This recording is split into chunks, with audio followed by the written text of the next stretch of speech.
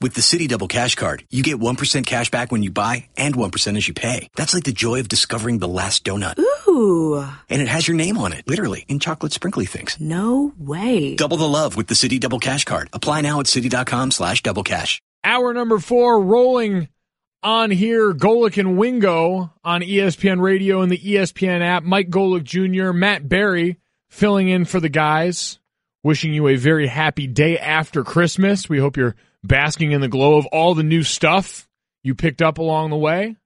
You guys can get involved in the conversation with us. Tweet us at the 1-800-Flowers.com Twitter feed, at Golic and Wingo, at mgolic Jr. 57, or at Matt Berry. We are also presented by Progressive Insurance. And this morning, Matt, as we've sat here the morning after, sort of assessing the damage coming off of Christmas, because it's a time of year with a ton of buildup. Yep. You finally get to that big moment, and now that we can look back and take stock, for those of you who may not have been here with us this morning, you came in here with, I think, as astute an observation about the Christmas season as any, and you came in here with a plan to change things, and so far, so good. Yeah, look, I came in here taking advantage of being on the radio for 4 hours with you and the 1 point whatever million followers on the Golic and Wingo Twitter handle, that I wanted to put an end to someone forcing someone down my forcing a movie down my Christmas throat all day. Because I like Christmas movies. I like getting into the spirit, and I like turning it on and having a marathon and watching Christmas Vacation. What I don't like is having a Christmas story be forced down my throat on 2 networks for 24 hours. Yeah. So I decided I was going to come in and change things today, or at least try. And I'm glad most of the audience of Golic and Wingo agrees. Yeah, no, do or do not. There is no try, and there was no try today. People took to this one pretty quickly, and it got us into the topic of then, what do you replace it with? Because I know sitting in this chair, we're filling in for Trey and my dad, and one thing with whatever subject that comes up, whether it's rule changes in the NFL, whether it's the college play-for-play model, is okay, you can have a problem with the situation, but he always asks, what's your solution? And so we've been asking you guys on the 1-800-Flowers.com Twitter feed, what movie could you watch for 24 hours in place of A Christmas Story if we were going to replace it? We've got a number of suggestions. One of my favorites, Groundhog Day, was one that came up. Kind of a light, good comedy. Well, and I think it fits because if you're talking about watching something over and over, you're watching a movie over and over about living a day over and over again. The irony there is thick. Yeah, thematically, it's very Well deep. done. It's like Inception. Another one, Monty Python, Holy Grail.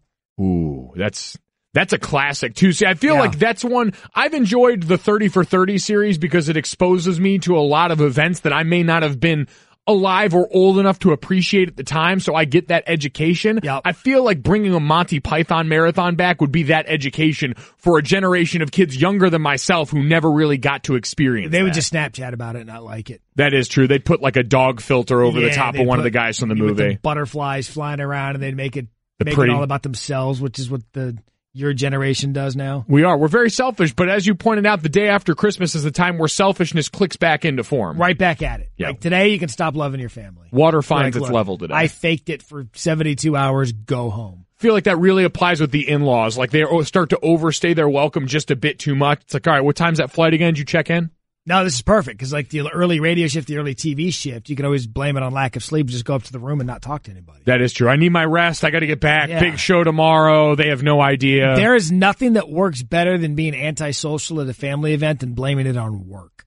Well, it especially works out well for this. I was sitting at a Christmas Eve party and I learned from my dad on a lot of this stuff as a guy who's been doing this for almost 2 decades, and I noticed him over in the corner at the party watching some of the football games that were going on. And I went and sat down next to him just to kind of get away from the fray, and someone came over and said, "You guys have to watch this for work." And I said, that's the genius of this. He gets to sit in the corner and say, oh, yeah, really got to have all this stuff ironed out. Meanwhile, he wasn't coming to work the next day. I was for him. But I realized that's the most viable excuse this industry offers you is sports is your currency. So you can lie about how much you need to know in those to get out of almost any conversation. Yeah, by listening to some of the people, like they obviously aren't watching stuff. So we can look. You can just get right through it and just cut through it and just use it as an excuse. Now we've got people weighing in via Twitter with our Christmas argument that these aren't even Christmas movies. How are you replacing a Christmas story with non-Christmas movies? And it is a legitimate question because that's the whole argument. There's so many. Like, I think Four Christmases is one of the most underrated Christmas movies we have. And I think it deserves its own channel. You think that would be your 24 hour? If we're going to stick just to Christmas movies, because we've opened this up to what 24 hours you could fill with a movie in general, but Christmas Coming to America was a winner in that one. Is there some Christmas in that one? I don't remember. I don't think so. It takes place in the winter in Queens, but I don't think there's necessarily a Christmas aspect of that as much as I would like it. Is there a Christmas element to Trading Places has a Christmas element, another Eddie Murphy classic that I would absolutely throw in there. So Bad Santa's another one. Yep. Could throw. How about this? If you put National Lampoon's Christmas Vacation on for 24 hours, I'm watching a large it's going to be just on in the background. It's going to be background noise. And I think at this point, we just have realized that there's a market for change in this. We've all got a little, we can talk about Alabama, Clemson fatigue. We can talk about Golden State, Cleveland fatigue. It's true. The Christmas Story fatigue seems to be outpacing all of those. You know what I loved about what you just did there? You brought real-time sports topics to make our point relevant. That's the sign of a pro. The sign that I've been sitting in the chair around these guys for far too long already at this point. And speaking of bringing it back to what this show wants us to do, is so often is the corrective force around here. We'll get you guys caught up on a lot of what you may have missed, trying to talk to your relatives, having to hold court and conversation with what's trending now here on Golic and Wingo. And all that means is we put a music bed under what we normally talk about. The build-up, but you didn't quite... It doesn't stick the landing with the build-up. It's a tough one to lead to when I don't have anything I can press on the screen right here. I really feel hamstrung by the staff. I'm going to blame Travis on this one. He came in here thirsty for airtime, so now you're getting it, Travis. Tell all your relatives and family and friends about that. You got publicly flamed.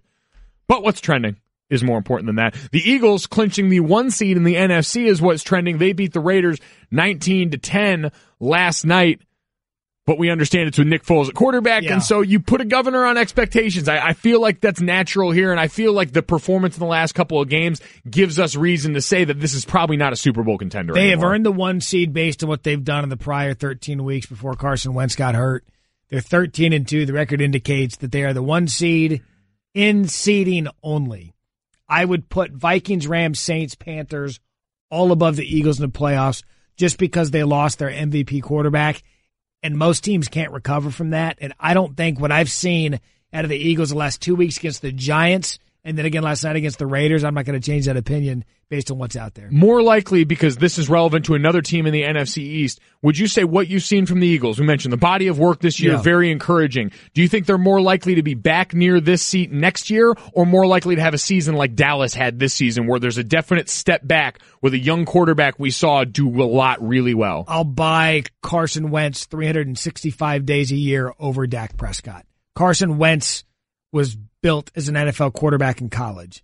Dak Prescott was not. And so I think a lot of what you saw to Dak Prescott last year was the beneficiary of a really, really good offensive line, an Ezekiel Elliott that the league just wasn't really ready for, and kind of the same thing for Dak. But in terms of NFL prototypical quarterback, Carson Wentz is that and more over Dak Prescott. I'd take them all day long. All right, there we go. That's what's trending. What's trending in the NBA was last night Kevin Durant and the Warriors beat LeBron James and the Cavs 99-92. The end of the game had some controversial no calls regarding Kevin Durant playing defense on LeBron James, and Kevin Durant took to the podium last night to defend that defense down the stretch. The key defensive play you made on LeBron was out of bounds to the Warriors late in the game. There was a lot of debate on Twitter about whether that was a foul. On Twitter? Yeah. Have you heard of it? But did it feel clean? Did you get a replay of it, like in your mind? It felt clean. It's probably the same play a bunch of those dudes on Twitter probably arguing about in 24-hour fitness that wasn't a foul. So they've been in that position before, but just not on Christmas at the Oracle Arena. So they know if they ain't call it, it's not a foul. But I'm sure if they get that call next week in 24-hour fitness, they're gonna be pissed that it was off, that they called a foul. So keep that on Twitter.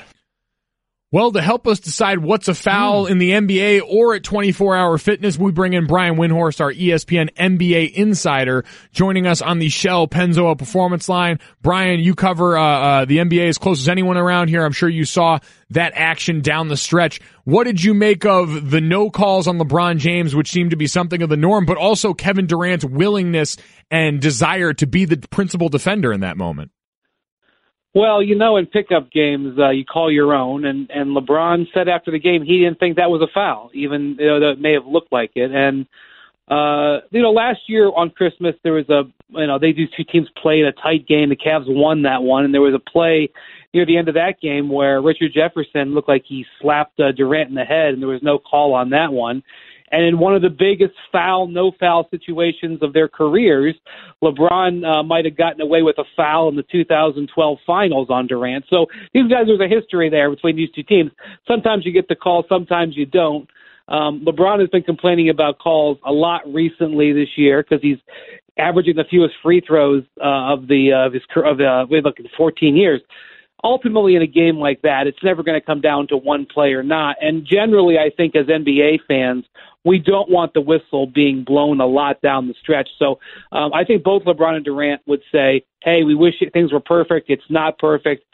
This game was more than about those two non-calls at the end. Yeah, and I'm with you because the exchange to this is that you're going to have an official dictate the end of a game when you want these players to dictate the end of the game. And Wendy, I'm curious because we saw Isaiah Thomas, plenty of cutaways of him throughout the game last night. What sense are you getting from those within the Cavs organization of what kind of team they can be once Isaiah Thomas is on the court?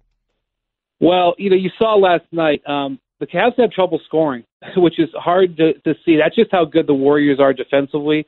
Durant and Draymond Green's defense at the rim all year has been sensational. Last night, the Cavs couldn't make a basket in the paint.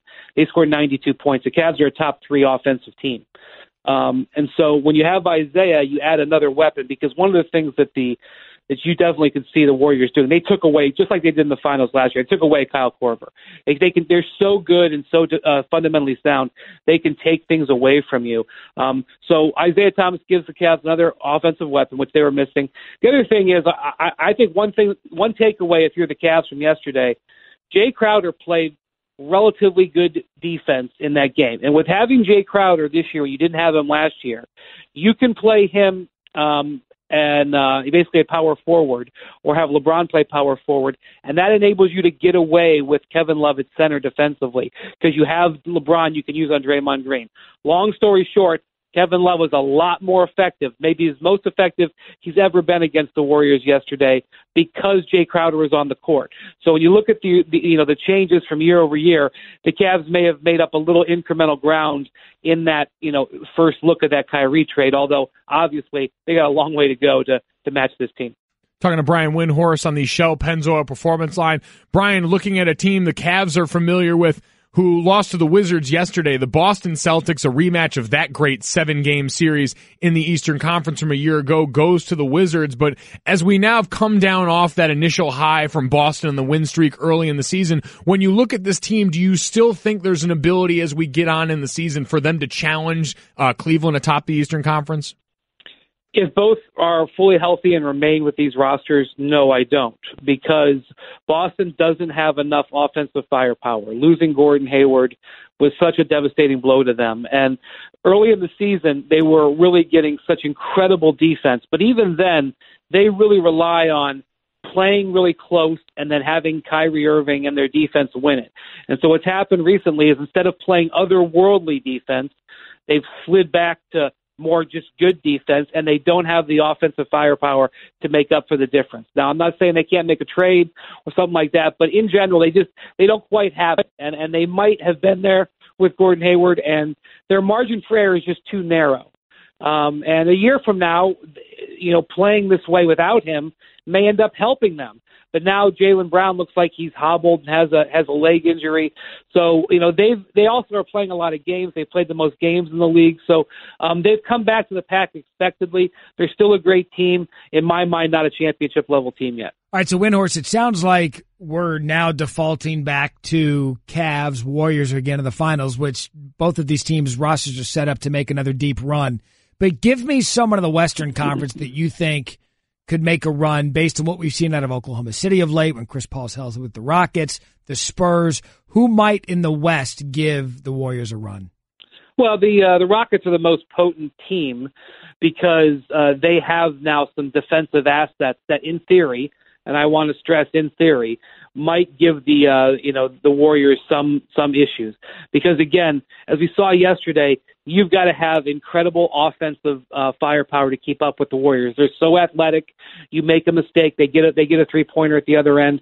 The Rockets have the ability to go blow for blow with them offensively, and then with Mbah a Moute, with PJ Tucker, with Chris Paul, could disrupt them defensively. But when you look at it, honestly, everybody fully healthy, the concept of beating the Warriors 4 out of 7 still seems like a bar that's too high for most of these teams. Brian, staying in the Western Conference and a team that I don't think factors into this equation as much right now, but we saw the other day the Los Angeles Lakers didn't have Lonzo Ball in their game against the Timberwolves, and while they lost, it didn't really matter. Kyle Kuzma continues to be the story here. How soon do we just see that this may be the guy the Lakers are building around going forward instead of Lonzo Ball?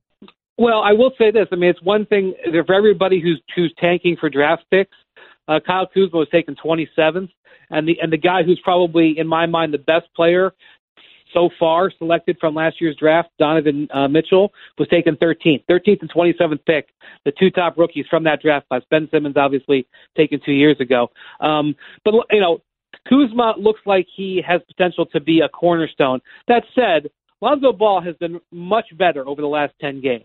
His shooting has improved. He's settled down. I think the expectations for him early were a little bit out of whack. He is getting better and playing better. And the Lakers, while they aren't getting necessarily the difference-making player instantaneously, I think they can settle down that Lonzo is improving. The issue for L.A. in the big picture from 30,000 feet is, if you're LeBron James or Paul George, are you excited about coming and playing alongside Kyle Kuzma and saying, this is going to be my guy as I go through the next stage of my career? The Lakers needed a guy in this draft that sold you on that. And, I'm not sure that that's the guy, at least not right now. Windhorst, do you for sure wear matching family pajamas on Christmas, right? 100%. I know that this is now a trend, and I'm afraid my wife is going to see it, and next year we're going to be in trouble. See, that's the problem, is you really have no control over this. Once the woman in your life makes that decision that this is happening, you are powerless to stop it. And that's smart. The Amazon boxes show up at my front door. I have no idea what they are, and I admit, Barry, that someday, in a year from now, I could open it, and there could be matching pajamas for my wife and my son. Windy, well, we hope that day is far off in the distant future for you. For right now, we appreciate you taking the time with us here, man. Merry after Christmas, and best to you in fending off the matching PJs. Thanks, guys. Have a good week. As Brian Windhorst, our ESPN NBA insider on the Shell Pennzoil Performance Line. He gave us just a lot of good, just meat and potatoes in the NBA. The most alarming thing that he said was, I am aware this is a trend. Yeah, if he identifies he's got this plugged in everywhere, as you can imagine. What we're really waiting for and where we know it'll be bad is if it gets to Shefty. Because Shefty's our crossover guy, does a little NBA, does a lot of NFL. Yep. If this trend hits him, this officially reaches epidemic standards. See, I disagree. I think that Schefter's the easiest target. Ooh, really? Because his wife knows that he's so into his cell phone. He won't even notice? He won't even notice. Oh, wow. He wouldn't even know. It's an easy place for the virus to take hold. Like, think about, what if she just showed up one day with PJs, with the NFL shield on them? He'd be like, oh, these are great. He wouldn't know that she's putting them on him. Well, she's putting them on herself and their kid, and then there's a camera right there, and they're going to take a picture of them in NFL PJs. Yeah, because he's busy trying to figure out NFL coaching situations that are all coming through on his phone. Schefter's the easiest mark in this building. Like, if you just wanted to be the guy walking through ESPN to just trip someone, Schefter's the guy. Trip him. He wouldn't know. By far. You know what I fear in this as I look at how can this really get a foothold? You mentioned Shefty's a great place to start because he won't know, but then you need a place to distribute this. You need the one that's going to really infect everyone. That's Ravel. If you get that on Ravel and his Twitter feed and that goes out there, it's all downhill. He is patient zero with stuff like that. That's what I mean. If you wanted to create a hot dog with like a waffle bun that you put cereal and sriracha on, Ravel will put it out there, and then it'll be a thing. You're really going to put sriracha on everything, huh? There's no limit to I this. Wasn't happy about defaulting to that, by the way, because I knew that was going to come up. But yeah, I put it on everything. No, I understand that. Listen, everyone's got a thing, and sriracha's not a bad thing Christmas to have. dinner last night at the table, everything's all nice. Ashley put out all the nice, silverware and plates and dress, all this. Yep, the china that you see one time a year. That's it. And I had a bottle of sriracha with the green top out. Now, killed it for everybody. I guess, are you guys a ham or a turkey family on Christmas? Last night we were a lasagna family. Ooh, yeah. Wow. Shock of the century right there. Yeah, we went, damn the cliche, meat, and went meat lasagna. The Berries, a progressive Christmas family, makes all the sense in the world now why you're coming in here trying to topple the established regimes. No, I just don't want the one that they're forcing upon me. No, exactly. You want to be able to have the television movie version of lasagna for Christmas, and I'm not going to get in the way of that. There are people now threatening me on Twitter, like, keep talking about it like this, and you're in trouble. Ooh. Yeah. Them's fighting words. I feel like you're going to have a bunch of people in the pink bunny suits waiting for me outside of ESPN. Oh, just outside of your house. It's going to be like, instead of how coaches get the for sale signs put on their lawns, it's just going to be a bunch of pink bunnies waiting outside. With Red Ryder BB guns. Yeah, it's going to look like the guilty remnant for the leftovers. There's your deep cut reference. I'll stick Schefter after for the segment right there. He's got Shefty on his side. I just saved hundreds of dollars by switching to Geico. I've never felt more alive. Disclaimer. Geico cannot guarantee you will feel more alive. You either possess functioning respiratory and circulatory systems, or you do not, or you are a zombie. If you are indeed a brain-starved zombie and you would like to save money on car insurance, the Geico legal team applauds your excellent life choices, even in your shambling afterlife. But we strongly encourage you to visit geico.com or download the Geico app. Please stay a minimum of 500 feet away from our large and presumably delicious, delicious brains.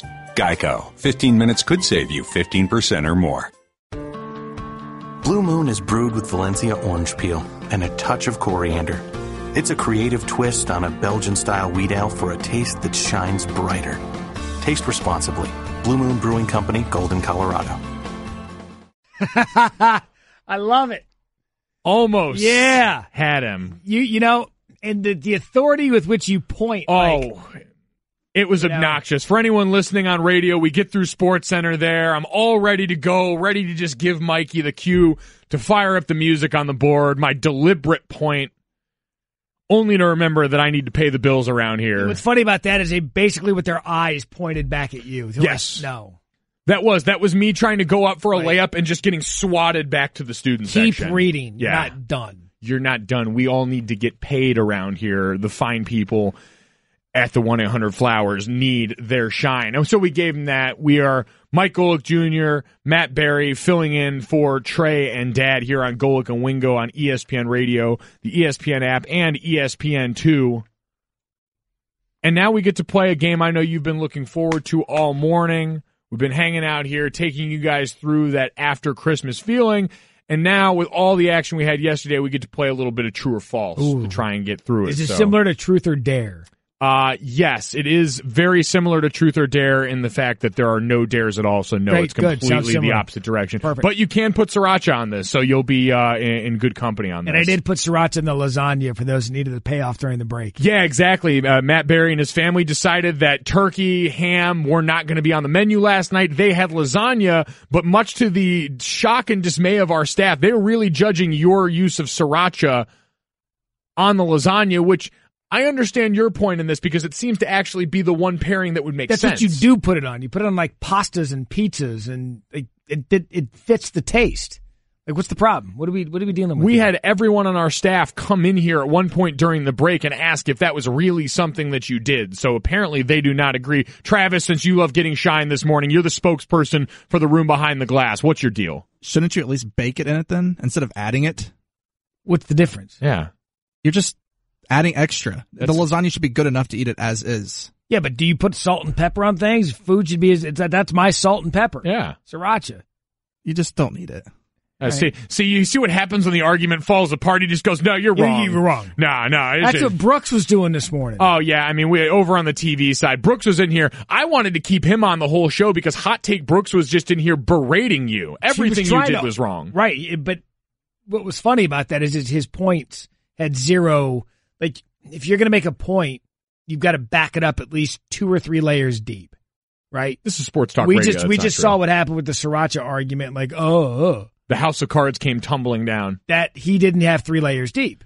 No, well, neither did Brooksy. He was talking about quarterbacks this morning, and his default answer was, "You're wrong." See, you come at this from the TV side of things. You know, you host the Weekend Sports Center. You're there. You're used to depth in the stories. You're used to great storytelling. This is talk radio. People don't feel the need to back things up with facts. That's fine. That's why you guys get free breakfast. That's exactly. You're clearly the money makers here at ESPN. My goodness. Yeah, the two comma lifestyle definitely hasn't made its way over into this hallway. Let's play Truth or yet. Dare, or whatever we're playing. Or True False, either one. Do we get a fancy music bed for this one too? Point. Yeah. Point and there's music. You see, that's the magic of radio. That does sound like Truth or Dare music. This does, yeah. It sounds like things are about to get dicey. Let's lay out for this. Yeah, all right. Feels like I'm about to run streaking around the house. All right, true or false? The Eagles will win at least one playoff game. False. They're going to get bounced after their bye. So Philadelphia overcame worst offensive performance last night, lowest total yards on the season, lowest number of first downs, lowest third down conversion percentage. The Raiders. I'm with you. Yeah, against the Raiders of all teams in a game where it seemed like no one wanted to win. It was a battle of turnovers, almost on consecutive plays for a long stretch there. I want to know who you would take right now for the Eagles to beat if they were to win a playoff game. They wouldn't play the Vikings because they're seated too high. But Rams, Saints, Panthers, Falcons, would you pick them against any of those teams? I would probably pick them over the Falcons, which seems strange because that whole outfit's healthy, but that outfit's been healthy all year and they still haven't been able to put it together. That outfit's got an identity crisis. I worry about them. The rest of those teams, though, love the Rams this season. That one is my that going forward, despite the quarterback there, a lot of confidence in that. All you need to do is hire a 31-year-old head coach. Okay, true or false, Baker Mayfield will improve his draft stock by participating in the Senior Bowl. First Heisman Trophy winner to do it since Tebow.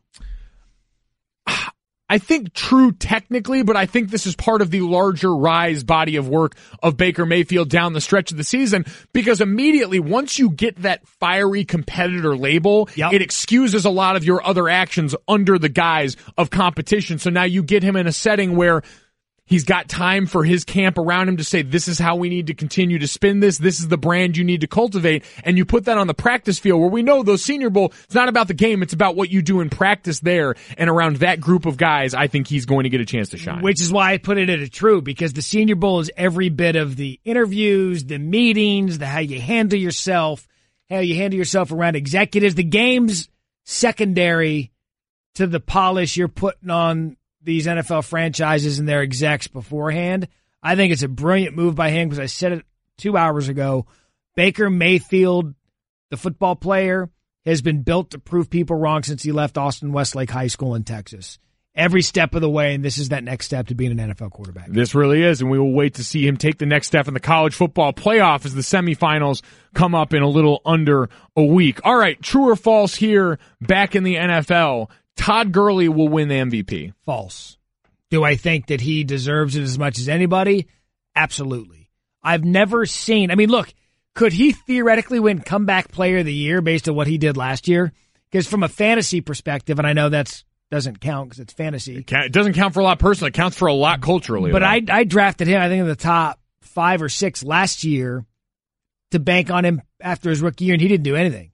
This year, with what he's done as an all-purpose running back, he's gotten so much better out of the backfield. He's really given Jared Goff a security blanket to rely on. He's an offensive threat. Take him away from that team. I don't know how good they are. He deserves to be in the conversation. I don't think he'll win it.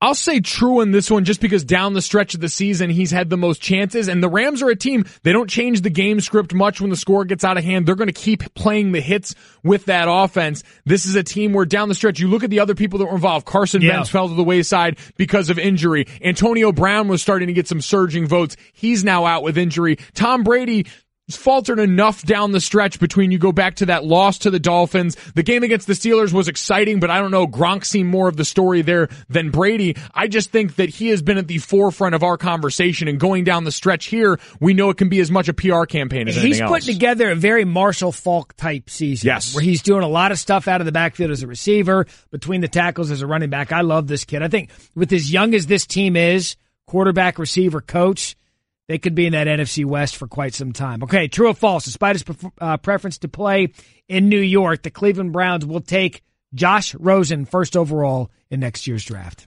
I'll say true, and I think this is more on the Brown side to where we always talk about, especially with a class like this that was as heralded as it was at the beginning of this season, we've seen flaws in each of these guys pop up. NFL teams always seem a little thirsty to take quarterbacks higher than they should. The Browns are the thirstiest of all. They are waiting at the end of the night around the bar, just begging for someone to come and go home with them because of what they've missed out on lately. And this is a team that just got rid of Sashi Brown because he had failed to take the quarterbacks that we now retroactively say, man, you guys really missed the boat on. That's why you don't do it automatically if you are the Browns. Because now, like you said, slump buster. You're saying, well, wait a second. We've passed on Deshaun Watson. We passed on Carson Wentz. That was their doing by drafting Myles Garrett and some of these other players. If you believe DeShone Kizer was a raw project that you could build into a franchise player, then why not ride with him and get some equity for that pick again? Because then at this point, you're just doing the quarterback thing because everyone's pointed out how badly you've done it. How does that equate to hitting on one of these guys? I don't think it does. I don't think this franchise is well equipped to do that because it's still the same people up top that are calling all of the shots below this, and they're making changes in large part because they can say, and John Dorsey's already come in and lamented the players that Sashi Brown took in that regime. This just seems ripe for a group to overdraft somebody and make a mistake again. And how's that quarterback thing gone out for them when they drafted Manziel, who was awful? They drafted Brandon Weeden, who was awful. They drafted Brady Quinn. They've made the attempt to do this, and they've done it more poorly than anybody else we've seen in the NFL. So it's not like they haven't tried.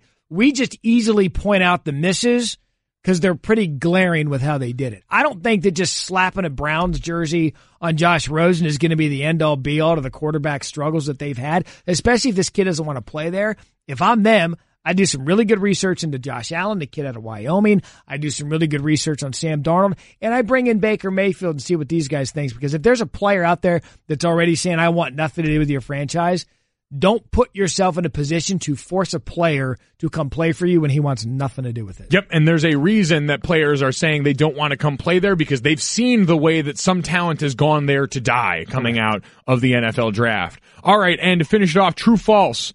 Is it okay to play Christmas music after the 25th? No. Oh, wow. Like, get out of here with the Christmas music after Christmas. So are you like a staunch advocate of no Christmas music before Thanksgiving either? Is that who you are? Yeah, Christmas music starts the day after Thanksgiving and goes until midnight on Christmas night. And then Christmas is over. So if someone walks up to you today and hands you a Christmas cookie, you're going to say, no, I'll pass? No, I'm going to eat a Christmas cookie, and I'm going to have Christmas leftovers lasagna today with sriracha. So you're not, but I'm not going to listen to Celine Dion, Holy Night on my car ride home. You're going to allow for that, but if NSYNC's, Merry Christmas, Happy Holiday comes on the radio, you're going to take something good and say, nah, I'll pass, just because we've hit this arbitrary marker? Yeah. Wow. Just like I'm not going to tell you, there's also a cutoff where you can't say Happy New Year after the first week of the new year. The first week. Listen, I mean... But there's a whole build up to Christmas. You have a month before Christmas after Thanksgiving for your Christmas music. I'm saying, I think timetable-wise, if it's still okay and socially acceptable for you to have the Christmas tree up for a little bit, then it's still okay and acceptable for a Christmas song to pop on shuffle every once in a while. That's people being lazy, hungover, and fat from the holiday. They don't want to take it down. I don't want to delete my playlist. This is for you. I'm not a Grinch. Like, no. Here's what I'm learning today on this here program. I think I should have a job as a Christmas consultant. You want to essentially be, so Greeny for years on Mike and Mike tried to fashion himself as the commissioner of basically whatever sports league he wanted to. Everyone. You want to be the commissioner of Christmas. I think so. Last year, by the way, I had to break it to Danny Cannell's daughter about Santa. I didn't know she didn't know. And she was like 11 years old, 12 years old. I didn't know she didn't know. Not touching that. I didn't know she didn't know. That was true false. Coming up next. Brace for impact in the 1-800-Flowers.com Twitter feed. Is it possible for the Steelers to get better without Antonio Brown? A bonus true or false next. Blue Moon is brewed with Valencia orange peel and a touch of coriander. It's a creative twist on a Belgian-style wheat ale for a taste that shines brighter. Taste responsibly. Blue Moon Brewing Company, Golden, Colorado. Closing the show here with Matt Berry's favorite song, going to be queued up on the iPod for a while still as the holiday season winds down here. Do we know what Santa does in his time off?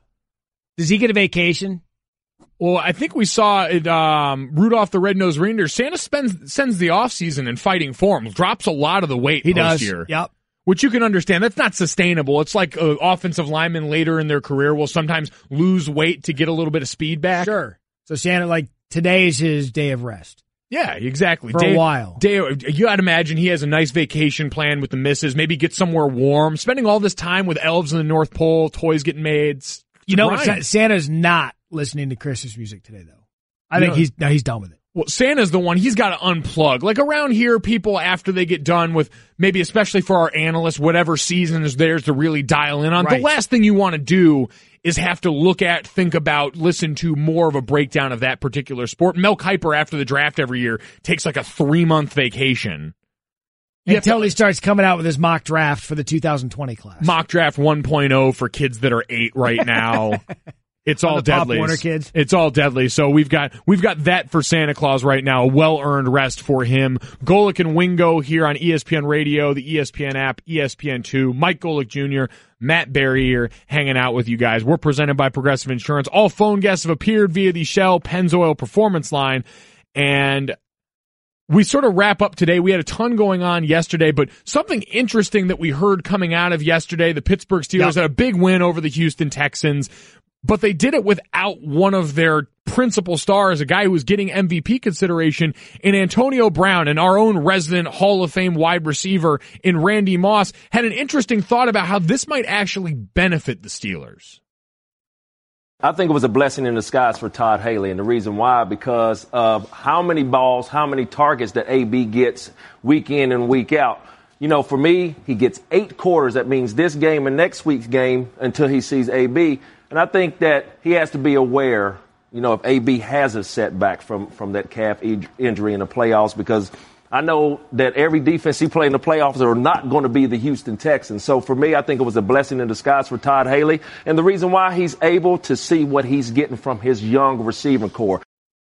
100% right, Randy Moss. We know Antonio Brown's going to come back, and we know what he has in Antonio Brown.